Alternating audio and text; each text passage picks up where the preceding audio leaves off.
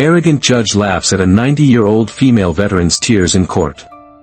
She has no idea the old soldier's wartime general, and then her own legendary judge mother, are about to walk in and expose her cruel shame. The Redwood County Courthouse was a cold cathedral of law, its marble floors echoing with the hushed anxieties of those awaiting judgment. In Courtroom 4, 90-year-old Sergeant Evelyn Hayes stood before the bench, a fragile monument to a bygone era. Her back, severely stooped with age, was clad in the crisp, olive drab of a Women's Army Corps uniform from World War II, a garment she had meticulously preserved for over 7 decades. Though its fabric was softened and thinned by time, the ribbons above her breast pocket, including a bronze star, still spoke of courage and sacrifice. Her sparse white hair was pinned neatly beneath a garrison cap that sat a little too large on her frail head, and her weathered face, a delicate map of wrinkles, was etched with a profound, weary dignity. Evelyn was here on a charge of disturbing the peace. Her crime? Leading a small, peaceful, but unpermitted, demonstration outside the county VA office, protesting drastic cuts to pensions and healthcare for her fellow elderly veterans, a lifeline for many. As she tried to explain her motivations to the court, her voice, thin but clear, quavered with emotion. "Your Honor," she began, addressing Judge Amanda Sterling, "these men and women, my comrades, we served this country when it called. We gave our youth, our health. Now, in our twilight years, to see the support we earned, the support we need, just vanish, it's a betrayal." Her eyes, a faded but still sharp blue, welled with tears, not of self-pity, but of a deep, righteous sorrow for her forgotten generation. Judge Amanda Sterling, a woman in her mid-50s known for her sharp intellect, sharper tongue, and an almost zealous adherence to the letter of the law, watched Evelyn with an expression teetering between impatience and outright disdain. Judge Sterling, a political appointee with a reputation for being tough on nuisance cases, saw not a decorated war hero, but an inconvenient, emotional old woman disrupting her meticulously scheduled docket. As Evelyn's voice choked and a single tear traced a path down her wrinkled cheek, Judge Sterling let out a short, sharp, derisive laugh. The sound cut through the courtroom like a whip. "Sergeant Hayes," she said, her voice dripping with condescension, "this is a court of law, not a VFW grievance meeting. Your tears, while perhaps theatrical, hold no legal sway here. If you have issues with budgetary allocations, there are proper channels.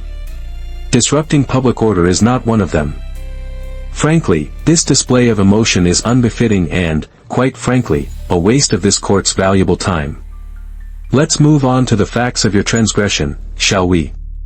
The judge's words, cold and dismissive, hung in the air, a public shaming that made even the bailiff shift uncomfortably. Evelyn flinched, her frail shoulders slumping further, the metals on her chest seeming to dim under the harsh fluorescent lights. Evelyn Hayes's court-appointed public defender, Mr. David Green, a young lawyer barely a few years out of law school, felt a surge of indignation.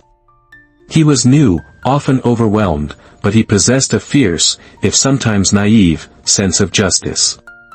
He'd spent the previous night poring over Evelyn's scant file, then doing his own research into her service record, a history that had left him awestruck. "Your Honor," David began, his voice a little unsteady but firm, "Sergeant Hayes's background and motivations are entirely relevant to this case. Her actions were born not of malice, but of a deep concern for her fellow veterans, many of whom are struggling significantly due to the recent cuts she was protesting.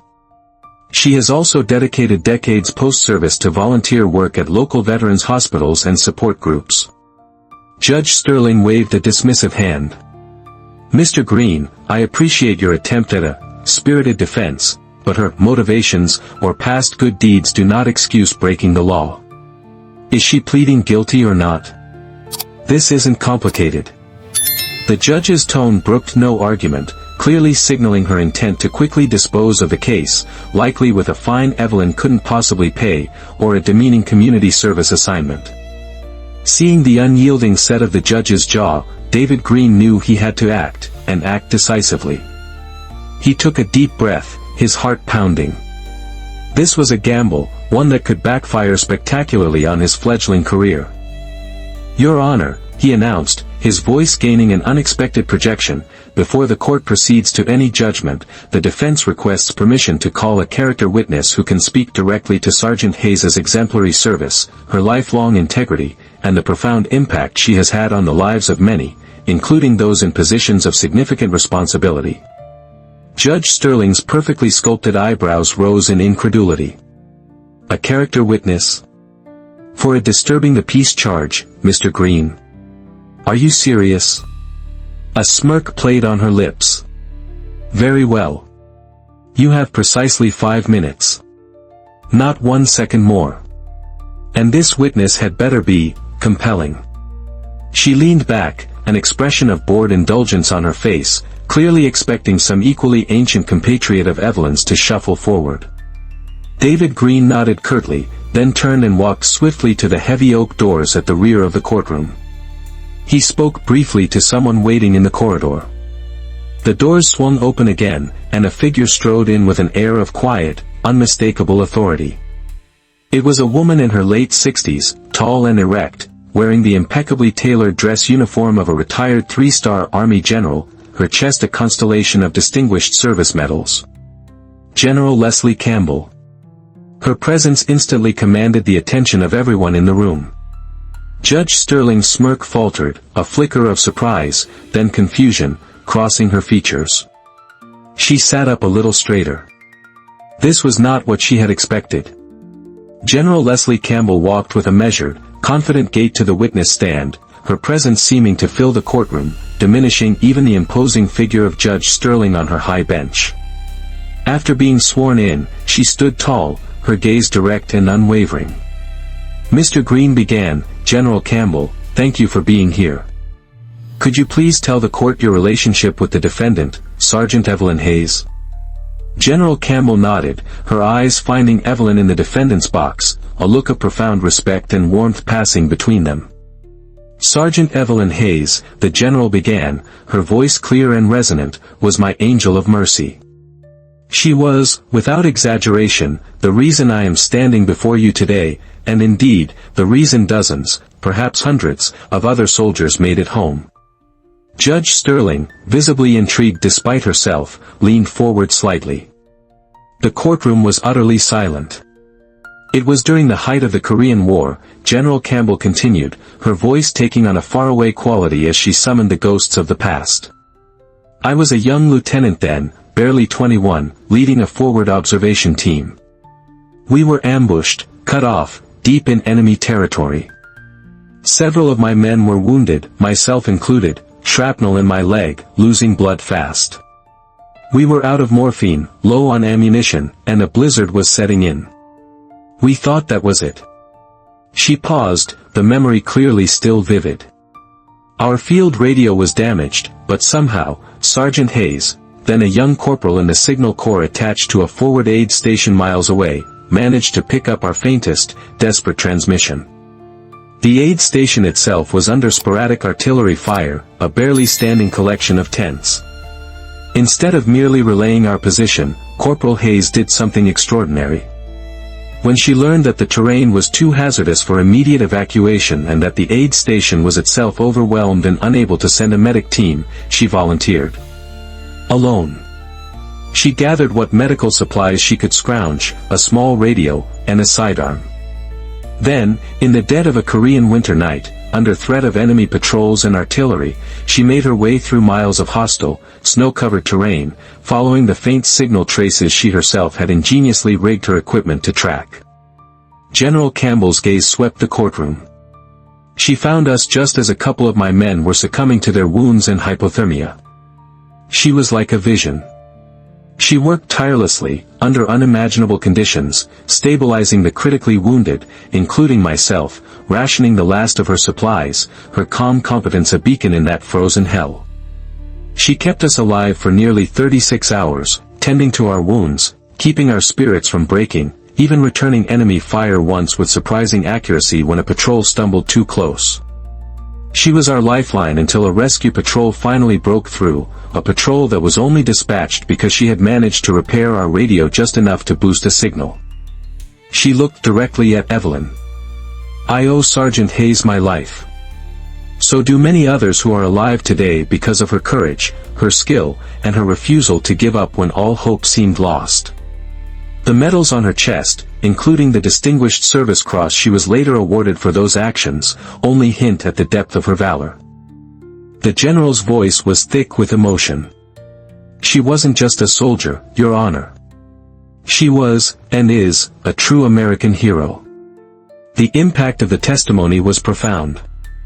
Spectators dabbed at their eyes. Judge Sterling sat motionless, her pen still, her earlier arrogance visibly shaken. As General Campbell concluded her powerful testimony, she turned to Sergeant Evelyn Hayes and executed a crisp, formal military salute. The gesture, laden with respect and decades of shared history, resonated through the silent courtroom. A spontaneous, heartfelt applause broke out from the gallery, a wave of emotion washing over the usually staid chamber. Evelyn, her eyes glistening, managed a weak but grateful smile towards the general. Judge Amanda Sterling, momentarily speechless, banged her gavel, though with noticeably less force than before. Order! Order in the court! The applause subsided, but the atmosphere had irrevocably shifted. The frail old woman in the defendant's box was no longer just a nuisance case, she was a figure of proven heroism. Before Judge Sterling could regain full control of the proceedings, the heavy oak doors at the back of the courtroom swung open again. This time, there was no dramatic entrance, but a quiet, dignified procession. A group of about 15 elderly individuals, men and women, began to file in. Many wore VFW or American Legion caps. Some leaned on canes, a few were in wheelchairs, pushed by younger volunteers.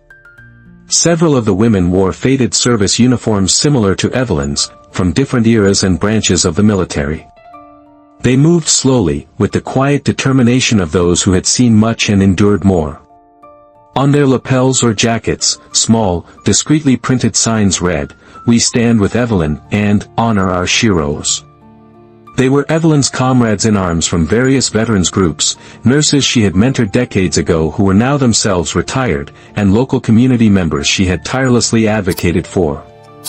They filled the remaining benches, their collective presence a silent, powerful testament of support. Judge Sterling stared, her composure beginning to fray. "Bailiff," she began, her voice tight, "what is the meaning of this assembly? This court is not a parade ground." The bailiff, a stout man whose own father had served in Korea, looked deeply uncomfortable. "Your Honor, they say they are here as concerned citizens, observing a public trial." Concerned citizens or a coordinated disruption? Judge Sterling snapped, though her words lacked their earlier conviction. The sight of these elderly veterans, their faces etched with history and a quiet resolve, was undeniably moving, and clearly not something she had anticipated or knew how to handle. Just as she was about to issue a sterner order, the courtroom side door, the one leading to the judge's antechambers and private hallways, opened. A hush fell, deeper and more profound than any before. Stepping into the courtroom with an air of serene authority was a woman of striking presence, perhaps in her late 70s or early 80s, but carrying herself with an undiminished intellectual vigor. She was elegantly dressed in a classic, dark Chanel-style suit, her silver hair coiffed perfectly, her eyes, a piercing intelligent blue, surveyed the scene with a calm, assessing gaze. Several senior court clerks and even a couple of off-duty judges who had been lingering in the hallways seemed to part reverently as she passed. Judge Amanda Sterling froze. Her face, which had gone from surprise to annoyance, now drained of all color, replaced by an expression of utter, almost childlike shock and disbelief. Her mouth fell slightly agape. "Mother," she whispered, the word barely audible, a crack in her carefully constructed judicial facade. The newcomer was indeed her mother, the Honorable Eleanor Vance, retired Justice of the State Supreme Court, a towering figure in the legal community, renowned for her landmark decisions, her unassailable integrity, and her compassionate jurisprudence. Justice Vance, a legend, was in her courtroom. And she did not look pleased. Retired Justice Eleanor Vance walked slowly, with a dignity that commanded absolute silence, not towards the public gallery, but directly towards the side of the bench, near where the court reporter sat. She didn't acknowledge the gasps or the frantic scribbling of a reporter who had somehow managed to slip in. Her gaze, keen and unwavering, was fixed solely on her daughter, Judge Amanda Sterling. Amanda, for the first time in her professional career, looked utterly Berrigan's, her judicial mask stripped away, revealing a raw, flustered vulnerability. "Mother," she repeated, her voice a strained whisper. What are you doing here?" Justice Vance didn't answer immediately. She let the weight of her presence settle, her silence a more potent rebuke than any words could have been. Then, she spoke, her voice, though not loud, carried the unmistakable timbre of lifelong authority and profound wisdom, a voice that had shaped legal precedent for decades. "Amanda," she began, her tone gentle but laden with a deep disappointment that was almost palpable. "I was in the building for a bar association luncheon. I heard a commotion. I heard a name that resonated with me from my earliest days on the bench, Sergeant Evelyn Hayes.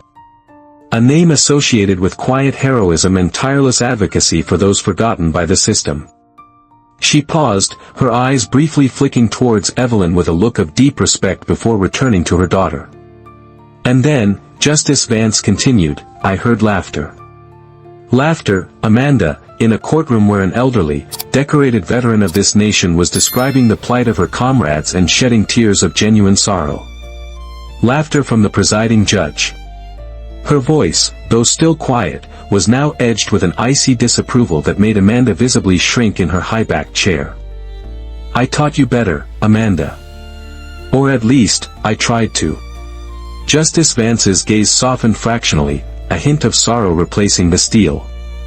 "I taught you that the law, without compassion, without an understanding of the human context, becomes a mere instrument of oppression. I taught you that a judge's robe is a mantle of responsibility, not a shield for arrogance. I taught you that true strength in a jurist lies not in the harshness of their sentences, but in the depth of their wisdom and the breadth of their empathy." She gestured almost imperceptibly towards Evelyn Hayes, then to General Campbell, and then to the assembled veterans in the gallery. "These people, Amanda, they are the living history of this nation. They are the embodiment of service and sacrifice."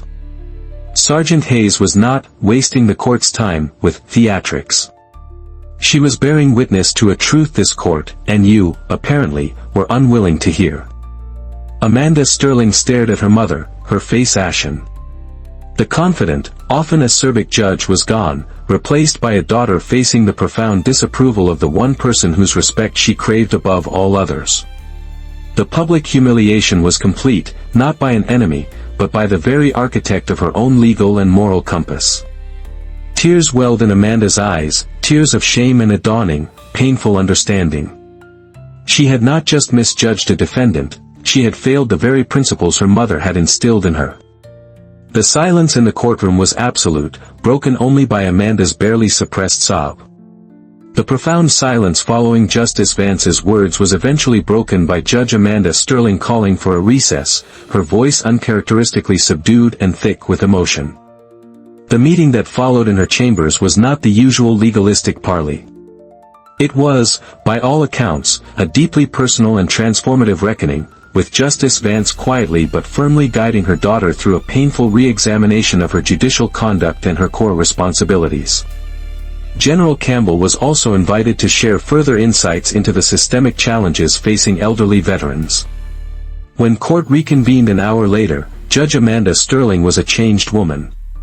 The arrogant veneer had shattered, replaced by a somber humility. Her eyes were red-rimmed, but her gaze, when she looked at Evelyn Hayes, held a new, genuine respect.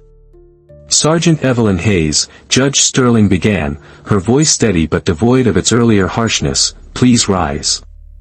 Or rather, please remain seated if that is more comfortable for you." This small courtesy alone signaled a seismic shift. "This court," she continued, addressing Evelyn directly, "owes you a profound and unequivocal apology. My conduct earlier was unprofessional, unkind, and a disservice to you, to your extraordinary record of service, and to the very principles of justice this court is sworn to uphold. There is no excuse for my dismissiveness or my lack of compassion. I was wrong. And I am deeply sorry."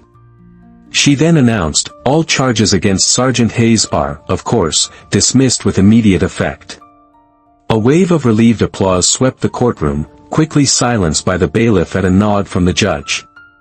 Furthermore, Judge Sterling declared, her voice gaining strength, "This court will immediately implement new sensitivity training protocols for all staff.